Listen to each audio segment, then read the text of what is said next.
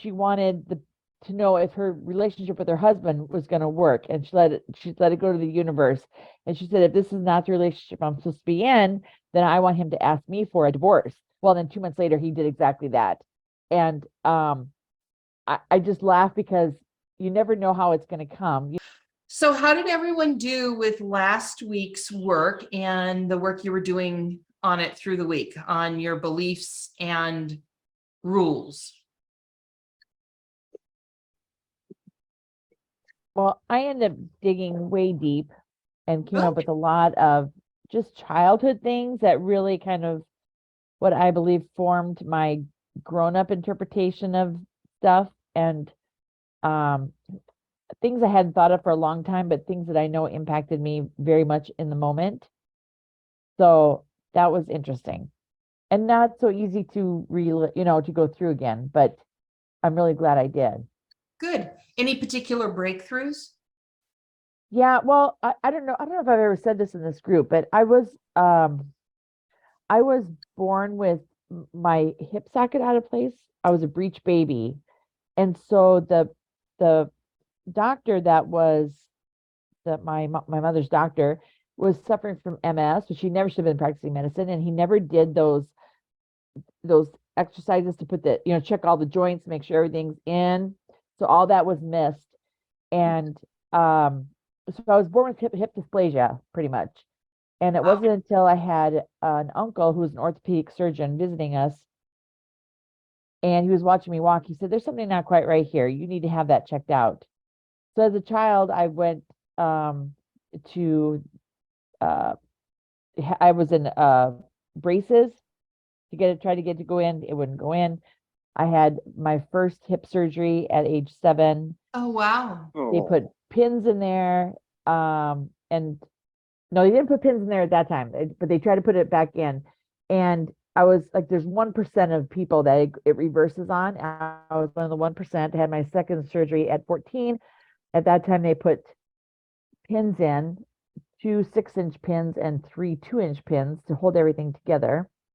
And then I eventually had a full hip replacement at Mayo in 2011. Wow. Yeah, so that Yeah. yeah, that's been an ongoing thing for me. So I think as a child, so much, there's sometimes where I couldn't run like in gym class. I had to give up barrel racing as a kid because the pain was too much. Um, and I think so often I walked with a slight limp until I got my hip replacement. And I think that really affected, I didn't want to be seen, and just the ripple effect from that, not to be different from anybody else. So that was really interesting to kind of go through that whole timeline again. Wow. Yeah. Yeah. Wow. And so can you think of rules that you wrote for yourself, unconscious rules that you wrote for yourself that controlled your life? Well, I think in terms of weight, I thought maybe I didn't want to be, maybe I thought subconsciously the extra weight, I wouldn't get any attention that way, maybe from the opposite sex or whoever it may be. That I think, because I didn't want anybody to see if I walked funny or different from anybody else. And although I was always so conscious about it, like my sister always says, I never noticed that. I said, probably because it was on my mind all the time. And I was always so aware of how I was moving. Um, but I think that was a big part of it. I think that was a really big part of it. Okay. Okay. And did you hear how you've said opposite things here about your house and about your weight? Your house, you kind of, you didn't even really think about it. You knew what you wanted, but then you didn't really think about it. But then Yeah. you talked about weight and you said it was on my mind all the time. And it continues to be on my mind all the time. Okay. So do you see the difference there? Absolutely. Absolutely. And I'm so hyper aware of it. Hyper aware of, and I'm still hyper aware of, how I walk or how and although I know that I've come a long way from that, because when I got my hip replacement, they made me even again. So that was a huge, huge thing for me. But like when I meet new clients, I'm always really hyper aware of the shoes I wear so that I'm walking professionally and straight and, and the clothes I wear. And I know it. And I can't, I think it's such a habitual habit of being in that. I'm not quite sure how to get beyond that. Okay. If I tell you, will you do it? Yeah, of course. Of course. I want you dancing naked in front of the mirror. I do. Okay. And loving yourself and admiring things about yourself. Even if it starts out, because I get it. I mean, I get it. We're taught Yeah. in our culture that our bodies, no matter what body it is, there's something wrong with it. Yeah, That we're for taught sure. that, right? Yeah, yeah. So it might be a little thing at first, but Mhm. I want you, as you're dancing in front of the mirror, and put the music on loud and just really do it, but notice things that you can love. And even if it's a little thing at first, if you can notice, Mhm. you know what, I have a really beautiful eye color. Notice the things that you can appreciate about yourself. Okay. Appreciate that your body gave you two beautiful children, Mhm. and from them came three more, right? Yes. Three more beautiful children.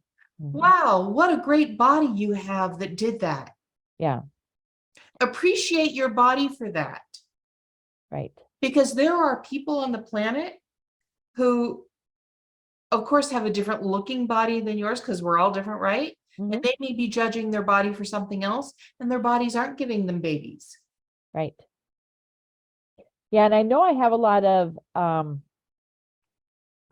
intense feeling about my body and the whole hip thing because as a child I was horse obsessive, just horse obsessed. And we lived on 33 acres. My sister and I each had a horse. We eventually had four horses, and I was a barrel racer. And I know before my second surgery, there was a horse place right down the road from us. So I used to ride up there and be in their horse arena. And my dad walked into the horse arena and I was crying because I was in so much pain Oh, that I was crying, but I wasn't going to get off my horse.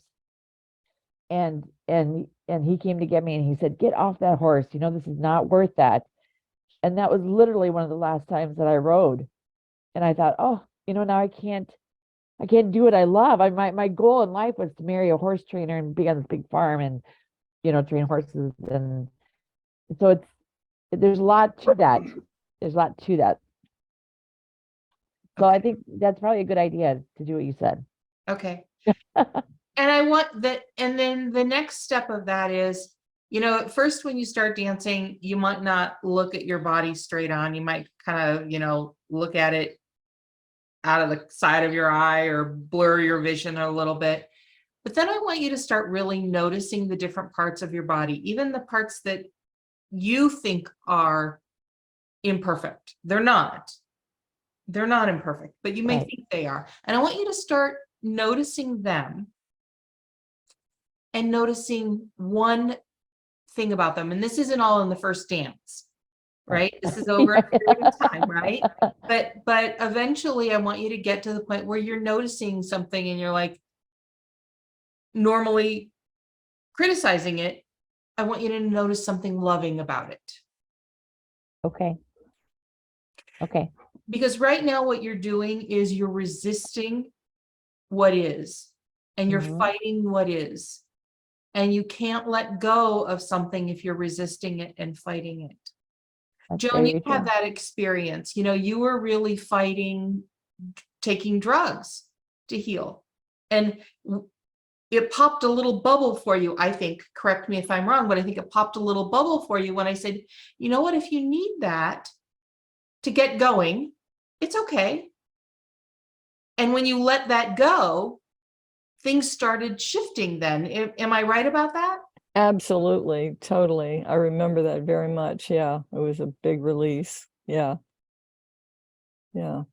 Yeah. So we think if there's something we don't want in our lives, the best way, we've been taught, well, we got to attack it and kill it and, destroy it.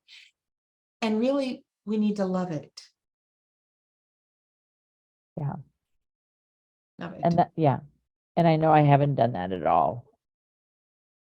Okay. Okay. All right. I will do that. All right. And I don't know about your relationship with Denny, how it works. Every relationship is different. But if Denny, I know he loves you, could he say occasionally, gosh, I just love your this, or your this part of your body looks so beautiful in that dress or whatever. I don't know And if he that's a does. conversation you would have with him, but Yeah, he actually does that all the time. okay. All the time. And how do you To the point where respond? I feel kind of self-conscious. But yeah, so he's really good about that. So when he does that, how do you respond? Oh, I rarely say, oh, thank you. I usually say, oh, don't be silly, or I deflect. That's what I do. Mhm. Yeah. So if you were talking to one of your daughters-in-law and you observed her doing that, how would you coach her? Oh, I would tell her to enjoy every word that comes out of his mouth. Yeah. Yeah. And really revel in it. Yes. Yeah. Yeah, Yeah. this has been a habit for me for literally my entire life. So it's gonna take some conscious effort. Do you diet at all or watch your food intake? Yeah, I am, what's so interesting is because I am an intermittent faster. I feel better when I fast. Me So too. I do that a lot. Um, I have all kinds of gym equipment here, and I have this rebounder that I love. I walk the dog, and I just feel like the weight stays the same, which tells me it's a mental block and not, that is so strong in me that is preventing from the ultimate goal I have in mind. So what the point I wanted to get to is, it's one thing if you're doing the rebounder because you love it.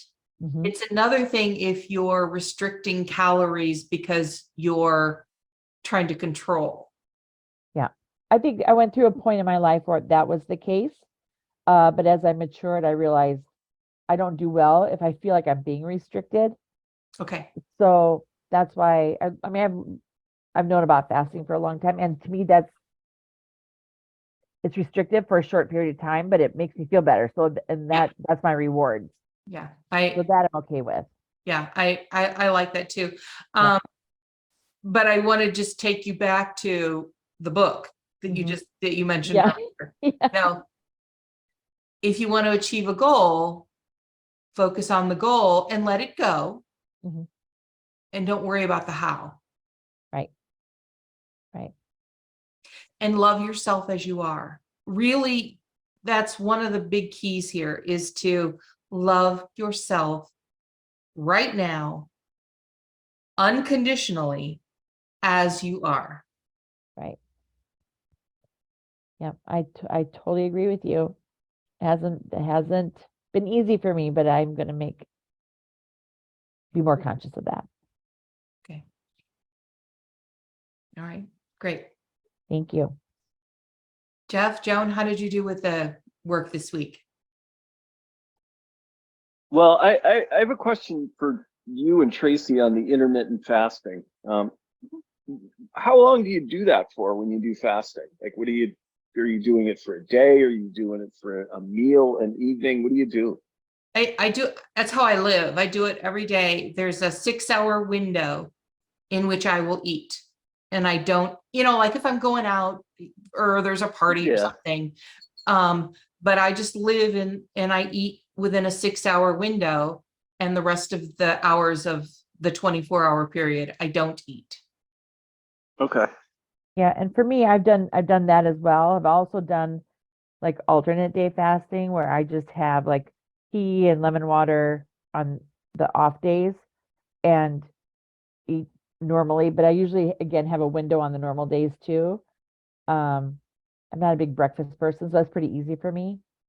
But I mean, you can do anything that fits your lifestyle really works. That's the nice thing about fasting is that there's so many different ways to do it.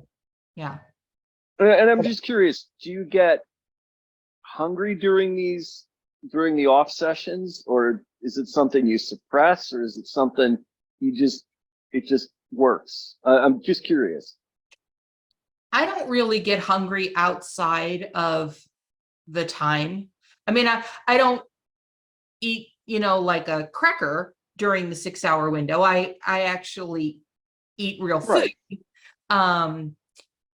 And then I don't really think about it or worry about it. The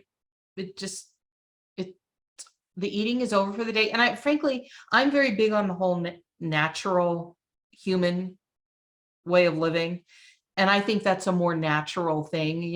The people back 20,000 years ago didn't sit down, okay, it's breakfast. Okay, it's, lunch. Okay, it's dinner. I don't think anyone was doing that. And they certainly weren't sitting in front of a TV and snacking at night. So I just think it's more natural. You probably eat one time a day when there was food available. Right. Yeah. And I think a lot of times too, when we are hungry, you can just get a big glass of water and you're really just thirsty. Or bored. And or bored. And that really helps. And I find that tea really helps me with that. Now, if I was doing like an extended fast, like 3 days or 5 days, usually on day 2, then I'm really hungry. Day 1 is always easy. Yeah. It's just how I live every day. Yeah. But there's plenty of information out there, Jeff, to Google and on YouTube videos and Dr. Fung, and there's all kinds of people that talk about different methods. Yeah. But I find it just keeps my inflammation, if I have inflammation, it keeps that down, it keeps everything more in check in terms of how I feel. Mm-hmm. So I like it. Yeah, I know I kind of did it. Well, I definitely did. I had a colonoscopy a couple of weeks ago, and I did it for the colonoscopy, and of course you have to drink this horrible stuff too. And I felt pretty good, like after going through the process, which was kind of neat. And then I sort of did it the week before because I got up in the morning. I wound up getting stuck somewhere in my car and whatnot. And I got up in the morning. There wasn't anything I really wanted to eat in the place I was. And I was like, I'm just not going to eat. So I kind of did it. And just from doing those couple of sessions for like a 2-week period, just those 2 things, I dropped like almost 10 pounds. I was like, holy cow. And it was just sort of surprising. I didn't expect it. I just happened to step on the scale and I'm like, oh my gosh, look at that. Yeah, I know. And my kids they're probably 12 and 14. I did a 10-day fast because I just read the Master Cleanse. I thought, I can do that. And I felt like $1,000,000. I didn't want to start eating again. I just felt amazing. There's a lot to that. And in terms of your mental health and your physical health, I think. Wow. So there's a school of thought that as we move into 4th density and 5th density, we don't need food. And there are people on the planet who don't eat. They don't. Not because they're opposed to it, not because they're trying to lose weight, just because that's where they've evolved to. So food isn't necessarily necessary. The other thing I will say is one of the things that's changed my eating habits pretty dramatically, and it has not been an efforted thing. I haven't tried to do anything. And he even talks about this, but Vadim's book, Hacking the Technogenic System, he said, he says, look, I'm going to give you this information, but I'm not telling you what to do. But as you go through the information, you will naturally start changing. And he doesn't advocate veganism because veganism can be very unhealthy. I mean, I used to have a friend who ate like endless boxes of Frosted Flakes. Well, that's not healthy. That's that's not food, that's junk food. He advocates eating living food. And I have noticed that when I get hungry, I really want the raw asparagus that's living and the, he calls it not treated with heat and things like that. And he advocates not eating meat because it would, most people would eat it treated with heat. But I have really noticed a change in my eating habits just from reading that book. And it feels really good. And stuff is really delicious. I mean, I'm not sitting around craving, I don't know, I can't think of something that I would used to eat, but like I really want a kale salad. I make this wonderful kale salad and I eat that at least 3 times a week because I love it so much. So not a plug for his book, but if you want to go more in that direction. And he talks about, things that happen, your body because first of all of this junk food is like pharmaceuticals. It's intended to control the population because you're living at a lower vibrational level. So you're coming home at night and you're sitting in front of the TV because you don't have the energy to do other things. And when you start eating living food, over time, your body starts responding in a more living way. And people are actually, like if they've lost a tooth as an adult, they're actually regrowing their teeth and things like that. Yeah. So it's very healing. Your body starts to wake up and go, oh, okay, I'm not being suppressed with all of that sugar. And bread is just fake crap. Most bread in the United States is disgusting. Not good. And so when you stop eating all of that, your cells, they start to wake up and they go, oh, yeah, I remember when I used to be able to do that. And it may not have been in your own personal body, but historically, your cells might remember how to heal or reproduce teeth or whatever. So, I think I've told you about the Aboriginal tribe that taught this one woman. They decided that they were going to die out. They didn't want to live in the world. And this Aboriginal tribe in Australia said, we're not going to procreate anymore because we don't want to be in this world. And so we're the last of us who are here now. When we're gone, the entire tribe is gone. And so they wanted to leave their information with someone and they effectively kidnapped this woman, not in a bad way. Kidnapping, it could not be in a bad way, but they took her on a walk. And they didn't eat processed foods. They lived out in the outback and they ate things out of nature. And one guy intentionally broke his leg, his arm or his leg, but I think it was his leg. And he showed her how he healed it within 24 hours. Because he wasn't inundated. First of all, he understood how to do it, like the things that we're learning, but his body wasn't being weighted down, not just by weight, but weighted down by all the chemicals and the processes and all of the junk. Right. Wow. That's amazing. Excuse me, I need to run out and get a bag of chips and a bottle of wine. I'll see you later. What's the name of the book, the guy that you're just talking about? Mutant Messages Down Under.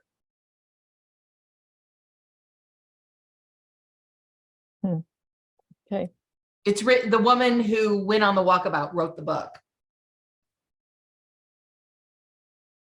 Cool. Thanks. So, and she was widely attacked.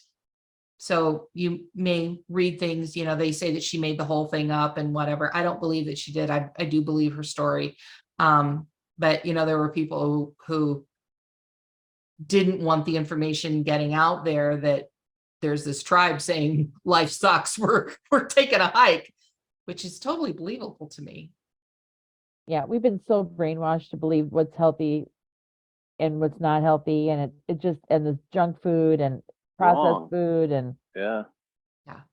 Well, people will say, yeah, I want to have a healthy breakfast or something, and they'll have eggs from chickens that have been fed crap, and they think that's healthy. And I guess it's healthier than, Cocoa Puffs, Yes, I but would agree.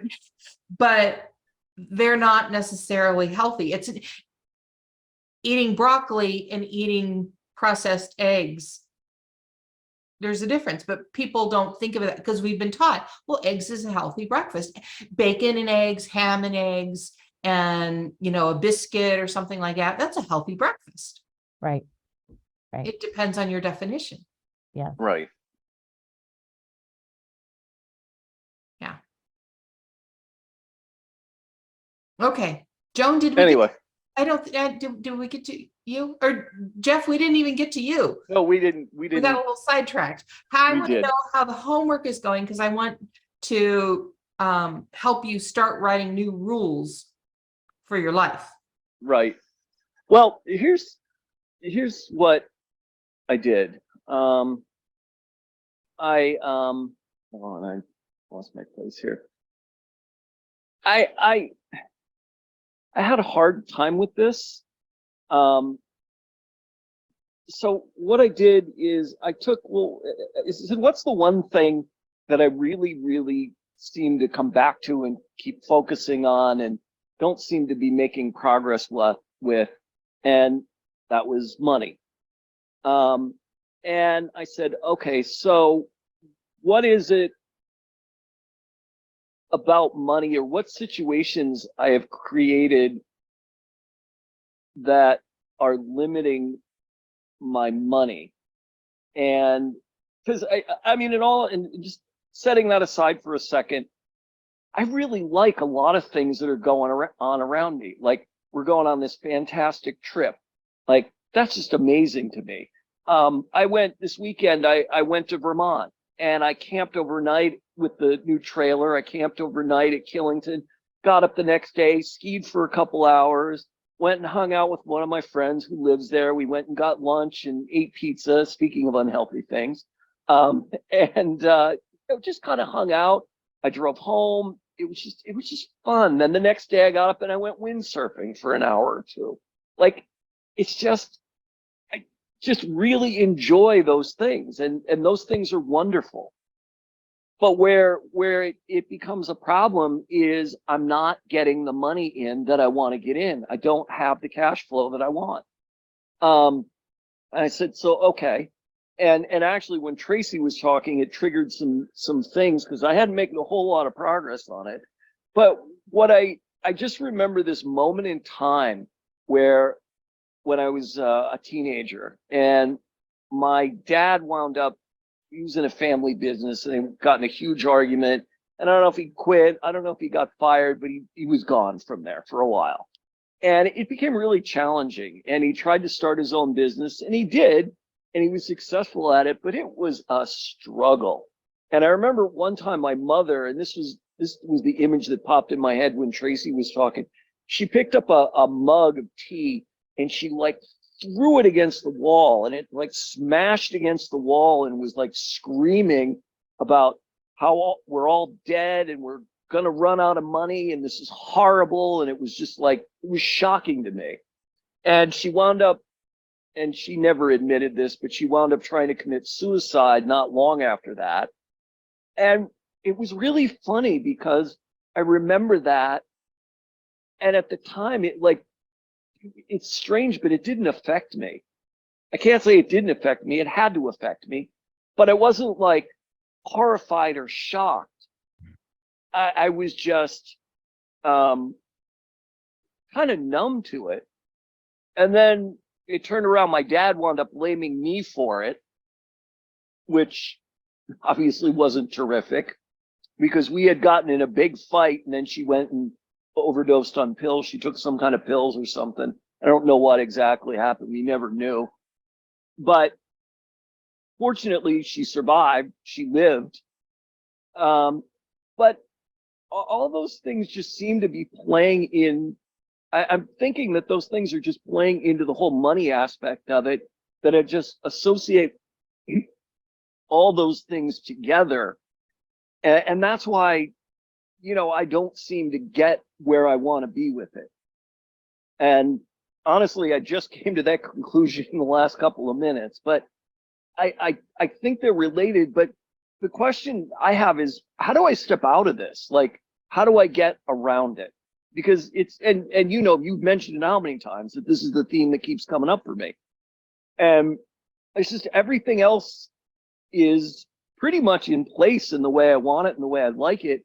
I just want more cash coming in so I don't have these fears and these like traumas. Like I got a check from somebody today and it was like a quarter of what they owed me. And I was like, oh my God, you know, and I expected this amount of money and I got 25% of that. It was just, Okay. go So ahead. first of all, bravo to you for ending the resistance to be aware of it. Because this has been years that you've been talking about this, but for the first few years, there was resistance to admitting it or unawareness. So congratulations. I'm really proud of you for that. That's huge. Thank you. Well, I want to say too, it's the thing that keeps coming up. And at some point, you got to look at the cards that are on the table. You know what I mean? Like, okay, wait, this is here again. Look, this is here again. Look, this is here again. So you got to look at it. And it's like, okay, it's time to move on now. How do I move on? Okay, well, did you do what's under that this week? And since you've had these new revelations in this conversation, I'm going to recommend what's under that, because I do think that given the scenario that you've just explained, there's a lot to unpack. You know, with, first of all, how old were you when your dad got fired and then started his own business? I think I was like 14, 15. Okay, so you didn't really know what was going on. You didn't have an adult No. perspective to understand what was going on. And so now you're the dad who's running his own business and it's going okay, but it's not going how you want it to go. So you're in effect pulling some of that energy from what happened with your dad into what's happening in your business. You've got residual energy that's flowing from that early experience into your current experience. And we need to understand really what's under that. What are those feelings that you're having? But here's a little, are you familiar with the Sedona method? Yes, actually the one guy I study talks about it a lot. Van Tharp, he talks about the Sedona method. I know of it. Let me say that. Okay, so there's a there are two people who are credited with creating the Sedona method. The one I'm thinking of, Lester Levinson, created a method called the release technique. And when I get, you know, from my childhood, I have fears that aren't really related to what's going on in my life currently, but I'm dragging them forward because there's PTSD that's involved. So like I'll get something, I know you get yours in your back, but I'll get something like in my solar plexus or my sacral chakra or in my heart, where it'll be like an anxiety or a panic or something like that. Yeah. And so the best way to describe the release technique is, you know how when a company is going to drill for oil and they'll put like a big pipe down into the earth and they'll drill and then they'll cap it. And then I don't know how the details of how it all works. So you don't need to know that either, but they'll cap it basically. And when the pressure builds, the oil will come up the pipe and then they take the cap off and then they, you know, put the pump on it or whatever. Okay. So the release technique is kind of like wherever that feeling is in your body, you put a pipe in there like you were drilling for oil. You put a pipe in there with a cap on it, and you bury it in there, and then when the pressure has built, and it takes a second or two, you'll know when, you take the cap off, and you allow that energy to flow out of your body, out into the universe, just as pure energy, because in your body, it's causing you distress. But going out into the universe, it's just energy. It's neutral. It's just energy. So I don't know if you can try that right now. If you all have like if you don't have a spot where you're feeling any distress or anything, you'll have to wait for that. But just like a place where you normally would have distress or fear or anxiety, just see yourself. And I don't use my hands or anything. It's all in my mind. I will see a pipe going into that place in my body. The pipe goes in, it's got a cap on it. It's in. I energetically or mentally remove the cap, and I can literally feel the relief as that energy just flows out. I just did it. That absolutely worked. Because Okay. I was, from what I was just telling you about the check today, I was very tense. And I just did that. I imagined a pipe going in and the cap, and then I took the cap off, and it did release the tension. That was Okay. pretty cool. Okay. So what that does is that gives you a little bit of relief, because when you're in a panic situation or an anxiety situation, you kind of start to loop on that. The energy starts to build. You think about it, you push it down. I'm not going to think about it, or you get a little bit upset, and you're going all over the place. If you can relieve the pressure on that, then you can allow in something else, something lighter. So what I do is I do the relief technique, and then I will do the gold liquid light. Okay. And I'll bring in the gold liquid light into all of my body and my, surroundings, but I will especially focus it on the area that was just relieved of that energy, kind of to fill it up. Like if you take a nail out of your wall, you fill it with spackle. Mm-hmm. But I use the gold liquid light kind of as spackle. Okay, that place now needs to be filled up with love.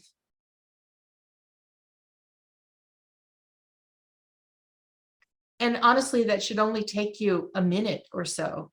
I mean, you can do it longer, if you've got the time to do a little mini meditation or a longer meditation, that's great.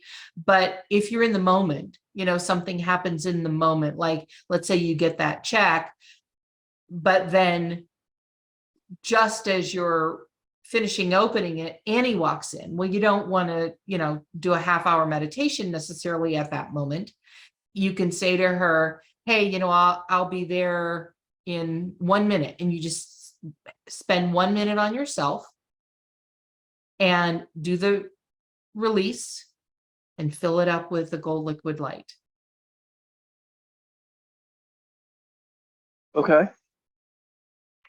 But what you want to do, Jeff, is you want to also do some what's under that, so that you know what's going on with you, because there's definitely an energetic connection between everything that happened with your dad's business and his difficulty and what happened with your mom. There's definitely a connection between that and what's going on with your money right now. And if what's happened is you have some beliefs. So if you think back to last week's conversation, you have some beliefs that you've adopted that you may not be aware of. I believe, for example, that owning my own business is a struggle. I don't want to go work for someone because I could get fired, but running my own business is a struggle. And I don't know what you're thinking. You said that you weren't really affected by what your mother did. I think that's because you were suppressing. That was a coping method. No, I at the moment I wasn't. I something like that. Like I look at it now, I'm like, how could I not be? Right.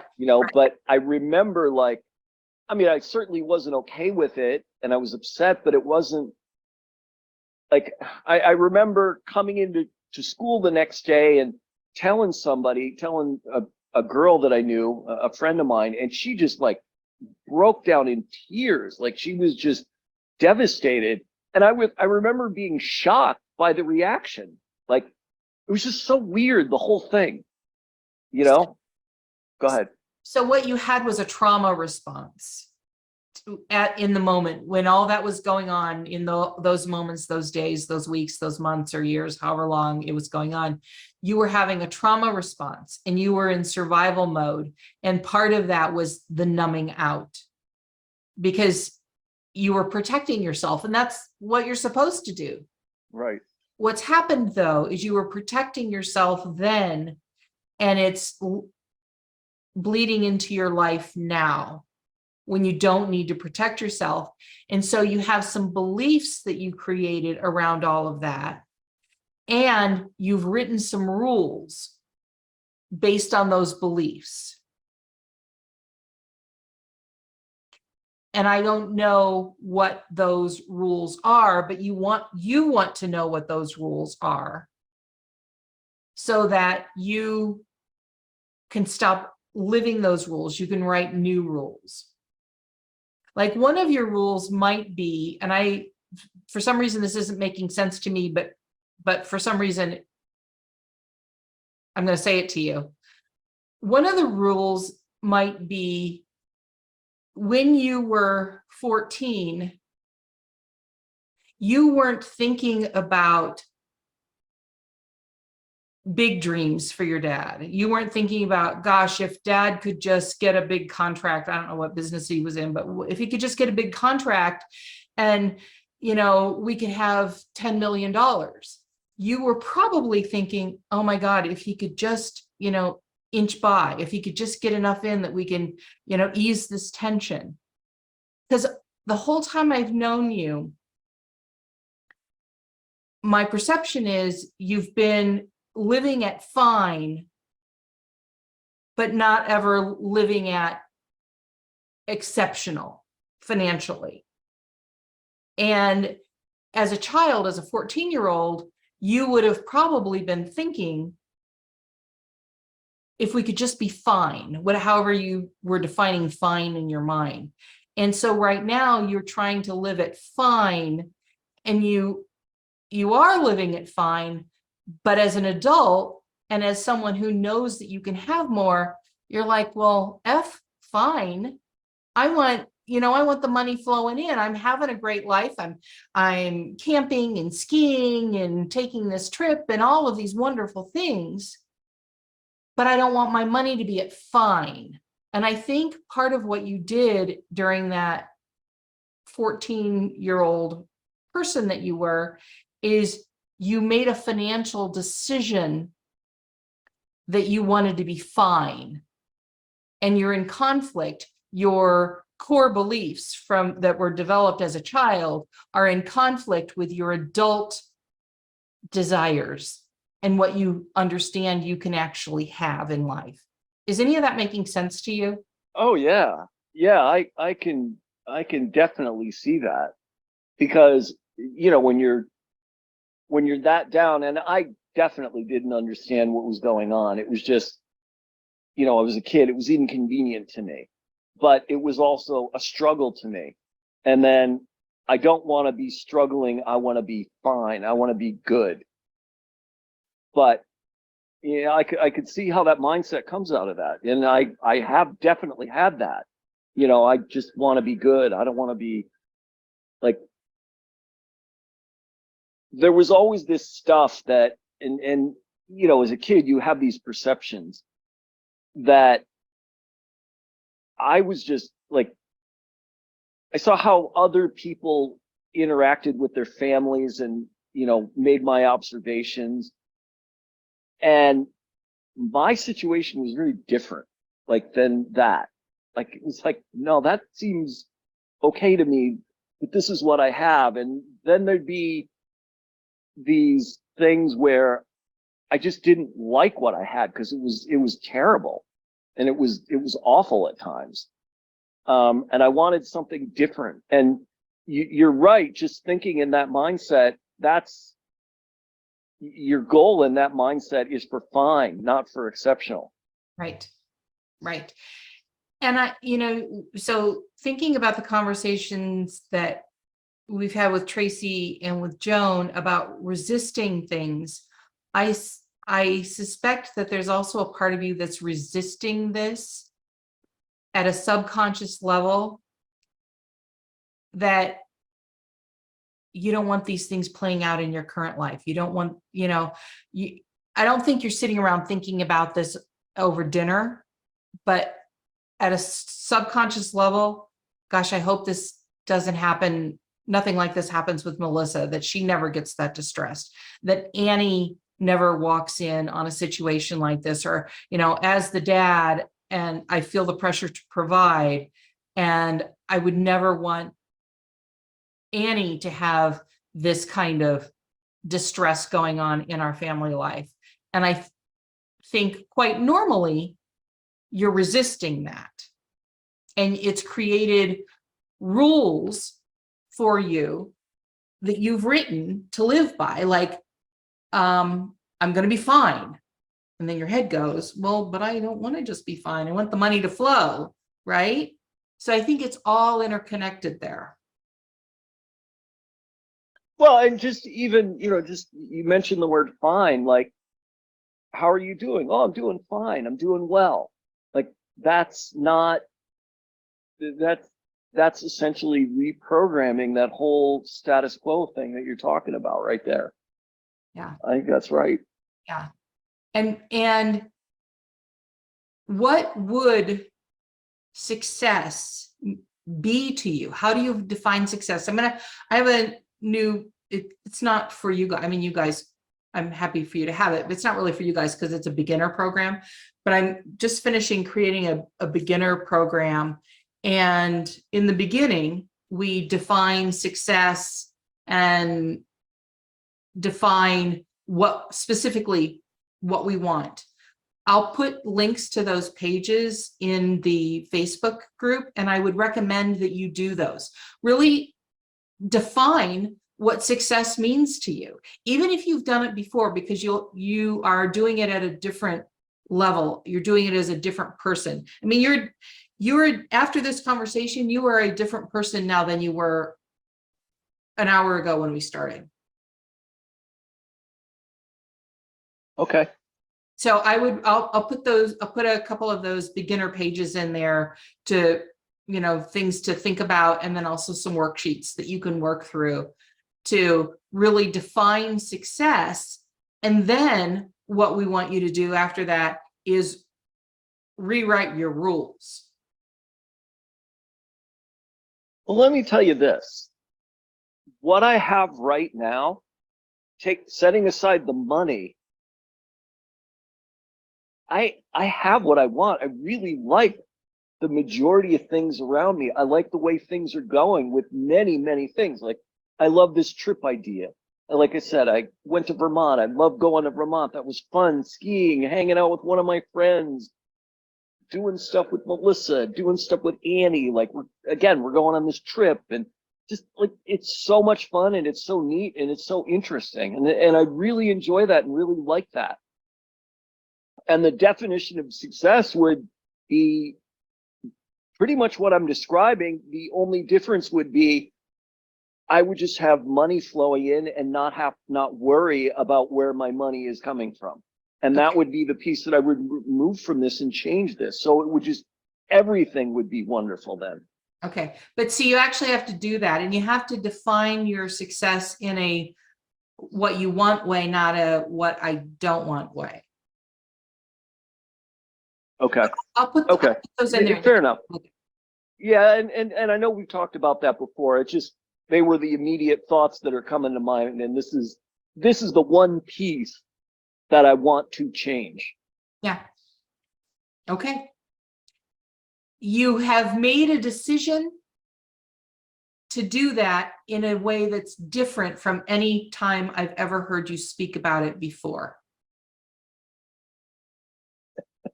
Well, that's pretty cool. Yeah.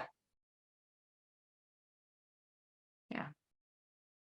Okay, Joan, how about you? Well, I picked money. Seems to be a theme here. And I'm here, everybody. Jen just brought me dinner, so I'm gonna take my face off. Okay. Okay. Oh, okay. Okay. Cool. All right. So, I went back to my childhood and I realized I have such a flip attitude about money, and I have all the excuses why I can continue that, like money will just keep coming, it'll all work out, everything's fine. I'll always have enough. And I can see that tons is coming, like when the time is right, if that's tomorrow or if that's in 2 years, or I feel it'll come. And but it's good the way it is. And and it's from my childhood, where there was so much restriction. I mean, I had a very peaceful childhood, but there was no emotion in the house. There was no feeling. There was nothing bad, nothing. I mean, I can't say nothing good, just, there wasn't anything deep. So, because it was very kind, so I want to feel life to the fullest. And like when I was 21, my first husband was a wild man, and I just was burning, he lived life burning candles at both ends, and I did it with him. And I was just loving it because I experienced the fullness of feeling of life. And I associate discipline when it comes to money, like restriction, like, because a certain, money will come in, and rather than saying, oh, I need to budget, or I need to, control, I never go in debt, but I spend what I get because I just want to have a good time and live life to the fullest and believe it's going to keep coming. And I know it's connected to the, there's a hippie thing, like John Lennon was shot, and, like live your life now because you don't know if you're going to be shot tomorrow or die tomorrow. I've got all those excuses, to just keep living this way.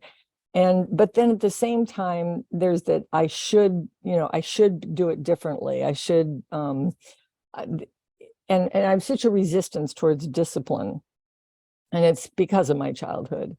But I just don't want to grow up, It's like at my age, good grief, isn't, it's never too late to change. But and I'm very aware of that.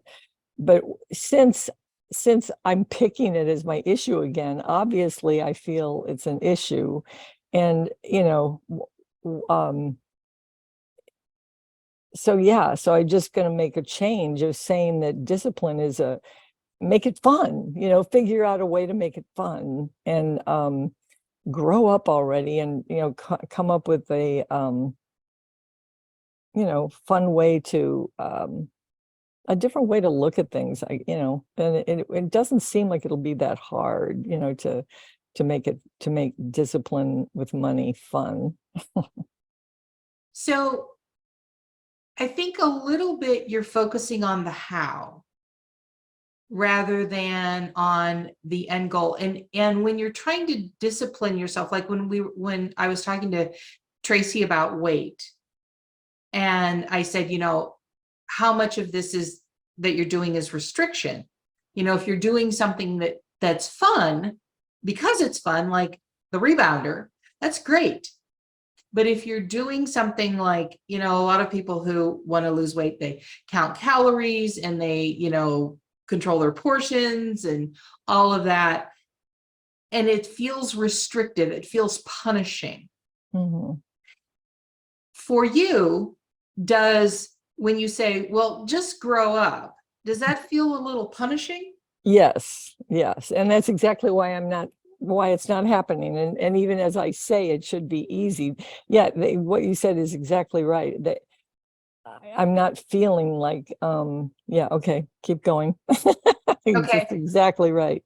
Okay. So what you've done, and this is what we want to uncover, is what are the unwritten rules that you've written or that you've created for your life around money? that you're living by. Like, in order to have money, I have to be disciplined. So you've written that rule. You're not disciplined. You don't want to be disciplined. So since the rule is in order to have money, you have to be disciplined, you're not having the money.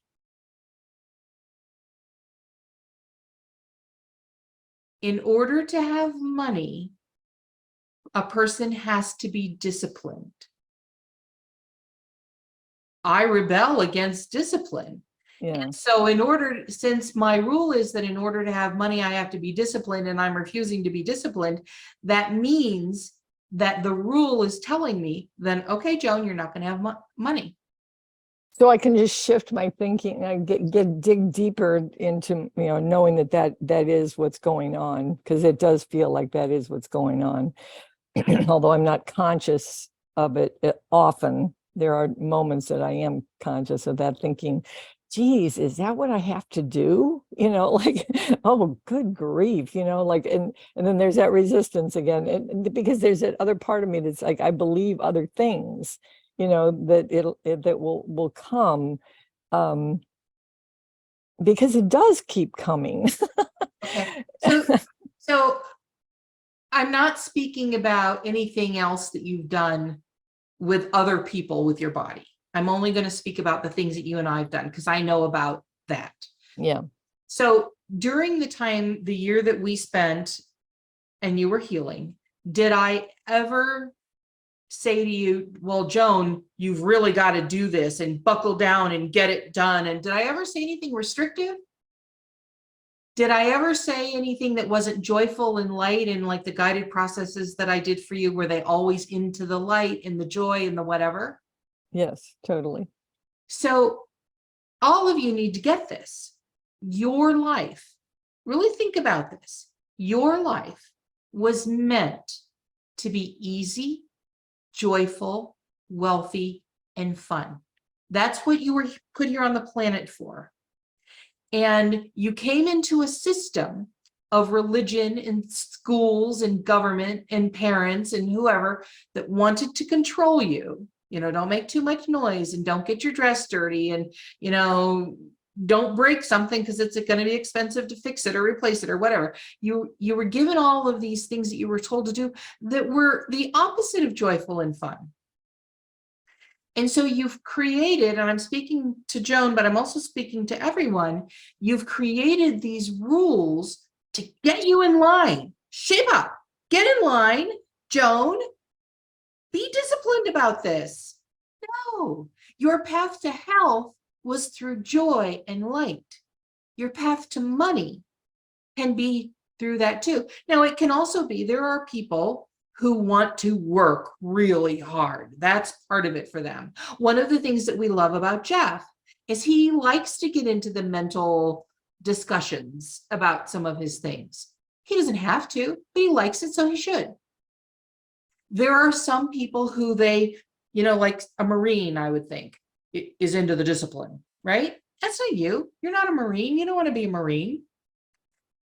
You're trying to live a life based on rules that were written. You wrote the rules, but they were based on other people's dogma.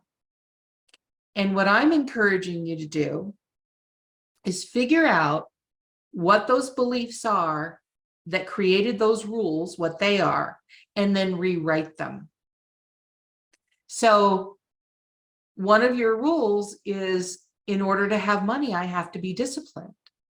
How about if you write a new rule, in order to have a lot of money, I've got to joyfully receive it. Every day I walk around and I see it's raining money on my head. I'm laying in bed and it's like, oh my God, it's raining money on my head. I'm driving the car and it's raining money on my head. Doesn't that sound like a lot more fun than the discipline? Well, that's just it. That's really kind of where I feel like I am most of the time. I've resisted the discipline. I have not had any discipline. But there's that voice in the back of my head that does say that, that, well, obviously you're not going to build your money, or you're not because you're not disciplined. So yeah, so I just have to get rid of that voice, because I really don't live it. I don't do anything disciplined, but that voice is there, reprimanding me. Well, no wonder you don't have savings, because you don't have that concept, because you're a bad girl. Right. Um, But remember, in the beginning of the conversation, we had a conversation tonight about resistance and its effect on blocking what you want. You wanted to heal without drugs. You were very resistant to drugs. mhm. When we popped the bubble of that resistance about drugs, didn't things start to flow more easily? Yeah, so just I feel that now. I can feel that towards the discipline thing. Like, why am I making it such a big deal? You're Like, you're so much resisting it. resistance. So much resistance against it. Yeah. Yeah. And you're Thank making you. it important. Poof, another bubble popped. Thank you. Making it such a big deal. Right. So we want to come up with new rules. Like when we were first getting started, Tracy was talking about her friend who was not happy with her marriage, but she said, if I'm going to get divorced, I'm paraphrasing here, Tracy, I'm maybe screwing it up, but basically, if I'm going to get divorced, I want my husband to make that decision. And 2 months later, he made the decision. She made a rule. She made a new rule for her life. Okay, I'm open to getting divorced, but if it's going to happen, if this isn't right for me, he's going to make the move. That's exactly right. So that's a rule. So what I'm encouraging you all to do, I mean, I think you have more work. I think each of you has more work to do in uncovering your hidden beliefs. And by the way, in the Facebook group, I put a video, it's like 11 minutes or something, that explains how subconscious and conscious beliefs work, how your subconscious and your conscious work together, and you're unaware of a lot of what's going on. So I recommend you listen to that. But this next week, I'd like you to go back after we've had this conversation. I'd like you to go back and go, okay, what are the beliefs that I'm living through the rules that I've written? Joan, as I said, one of yours is that you've got to be disciplined in order to have money. Okay, you're going to throw that rule out. And what new rule are you going to write for yourself? Yeah, that's the key. In order to have money, I joyfully embrace the fun of having money, the fun of receiving money.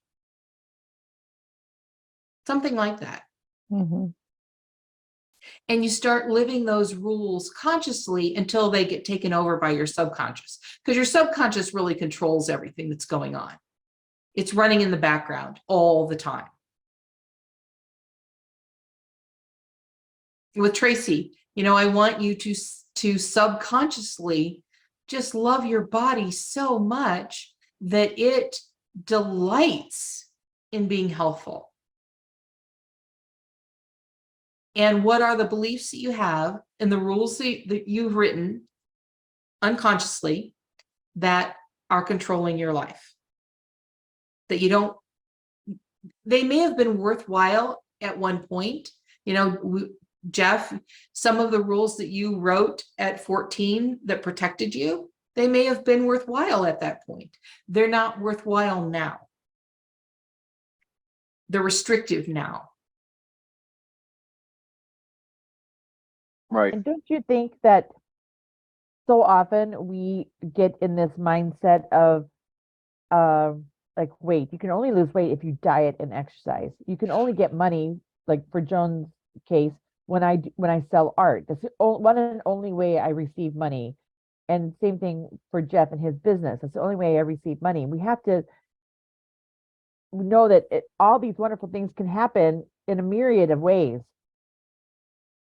But I think we get so focused on one stream of income, one way to lose weight, one way to do this, and that in itself is restricting. Well, first of all, there's there's an entire world that defines what your weight should be, and it changes depending on fad. Secondly, there's an entire industry, one of the biggest industries in the world, that makes money from diet and weight loss products and drugs and whatever. Right. Yeah. So you've got to be aware enough to step out of that system.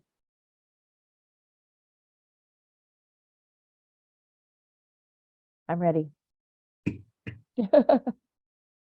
You've got to love yourself, and I'm speaking to each one of you. You've got to love yourself enough that you say, fuck you to anything that wants to control you. And it's back to, you know, understanding who we are and our unique way of things happening for us, you know. That's the thing that I, you know, just it's going to be a unique formula for each of us to get how, you know, to be how, or for our life to evolve the way we see it or want it, because we're all so unique and different. And it can happen exactly that way once we embrace our uniqueness. And love your uniqueness. Yeah, embrace it. Yeah, love. Yes. Love yourself unconditionally. Yes. That's so good. Thank you. These wonderful, powerful reminders. Thank you so much. I know I just took a screenshot of something I saw online the other day. It says people don't need to be saved or rescued. People need knowledge of their own power and how to access it. Mm. Yeah. You don't need all this external garbage that comes at us all the time, you know? Yeah. So in the practical quantum physics class, the online class, there's a guided process in there where you're the source within and the source without, and you dissolve your body so that you just are source. Wouldn't hurt to redo that and remind yourself you are source. You are source.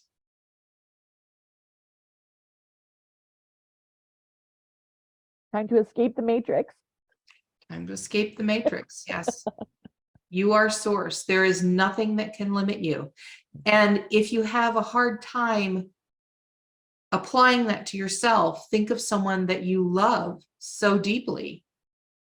Would you limit that person the way that you're limiting yourself? Would you judge that person the way that you're judging yourself? Nope. Love yourself with your whole heart, because you deserve. The thing for me though, I have a hard time seeing it. Like, it's not like years ago, and I used to have these voices in my head that would tell me I'm stupid, that you did this wrong, and I can't believe you screwed that up. But that's gone. I can't say it's 100% gone. Every once in a while I get a twinge of it, but 99% of that is gone. Like, I used to live like that every day, all day, and it was like, it was hard, but I'm not there anymore. So and you know, you don't know what you don't know, and I'm just not seeing the steps to get to the next place. Well, again, I would go back to what's under that. Okay, so I'm living my life financially at fine. Answer that. You're living your life financially at fine. What's under that? Why are you doing that, Jeff?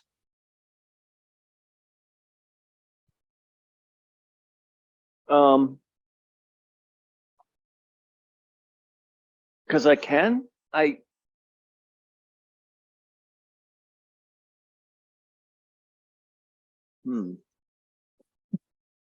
You say you don't like it, so why are you living it fine?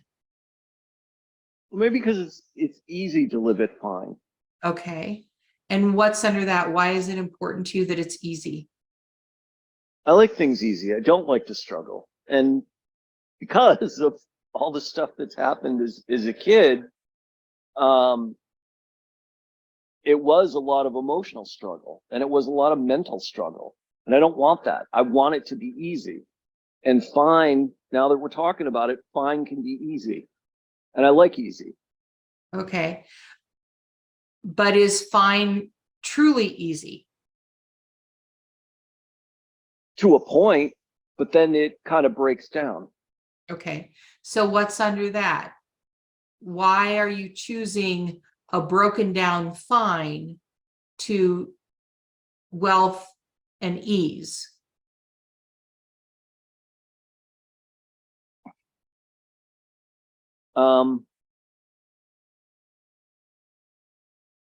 Maybe because I don't know that or didn't know that. Okay.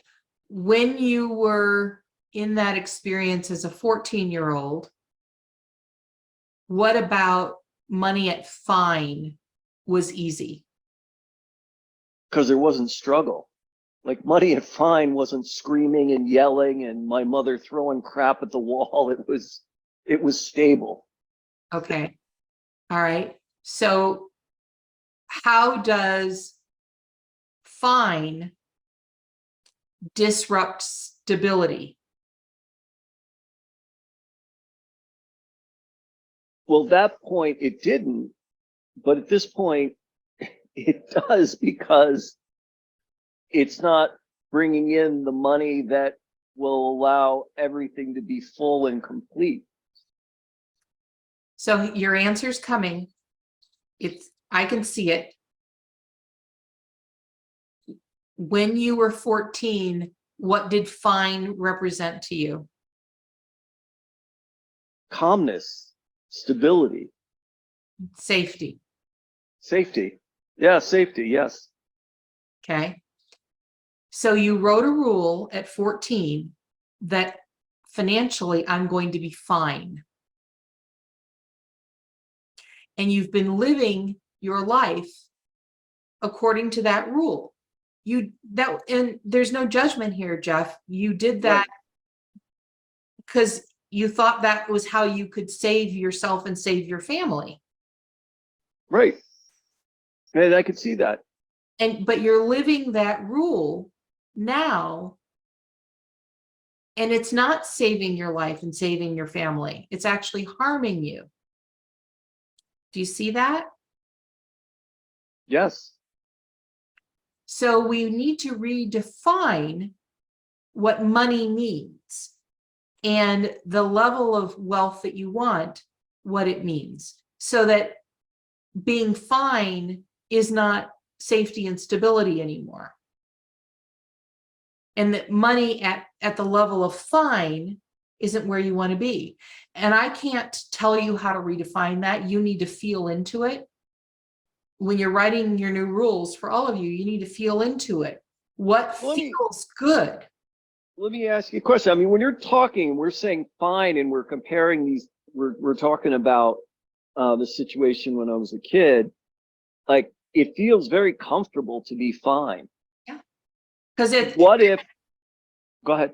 I was saying at that point, fine was comfortable. It's like, oh my God, we're fine. Nobody's throwing teacups at the wall anymore and trying to harm themselves.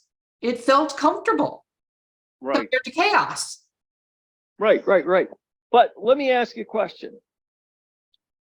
What if instead of changing fine, what if I kept fine, but redefined what fine meant? Whatever. Oh, go ahead. Whatever's easiest for you. Don't get all convoluted about it. You know, the shortest distance. Yeah, what makes me uncomfortable about that statement is that I could see me easily falling back into, well, just want to be fine. Yeah. And how do you, staying there. so when you feel into money in a joyful way, what feelings do you want to have about money? I want happiness. I want freedom. I want Those are out of your head. I want you to feel into your body.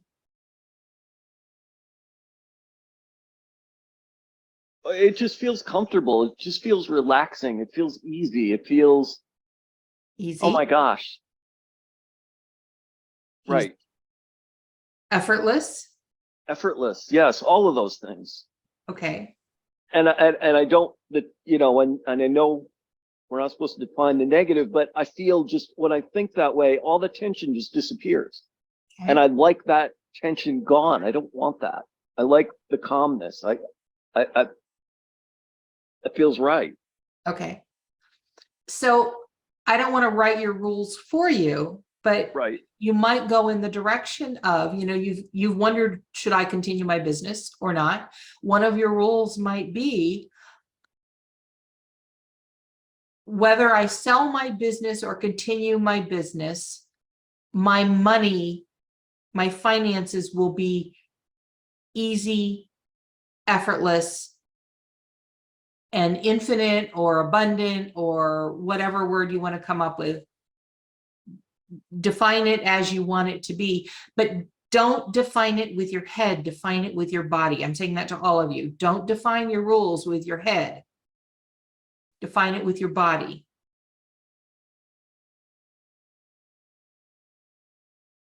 Like Tracy's friend. If this marriage is right to end, he'll be the one who does it. And do you see when she wrote that rule for herself? She didn't have these conversations with us, but that's what she did. She wrote that rule for herself and it played out.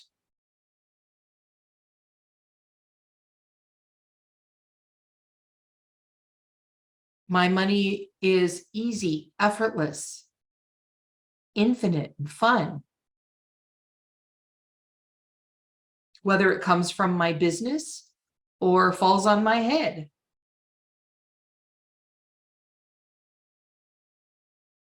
So do you want us to continue to do the rules for next week? If you're up for it, yes, that's Okay. what I would like. Okay. After this conversation, I knew we'd need to have at least a couple of conversations about this because it's kind of big. And, you know, I've been doing this along with you. And one of the things that I realized, I need to go back and rewrite my entire identity, the character description. So you may want to consider pulling that out too. Mm.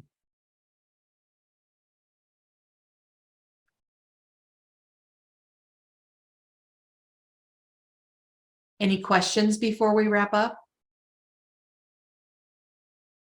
Mm-mm. No, but this is awesome. Lots of Yeah, good it felt stuff. big. Yeah. Good, Very good. good. Okay. So take a look at the video that I put in the group on conscious and subconscious. Thank you so much. Yes, Thank thank you. you. This has been great. Absolutely. Absolutely. All right, guys. Then I will see you next week. Sounds good. Thank Sounds good. you. Thank you. Thank I love you. you. Love you. Love you Bye. too. Too. Bye-bye. Bye-bye.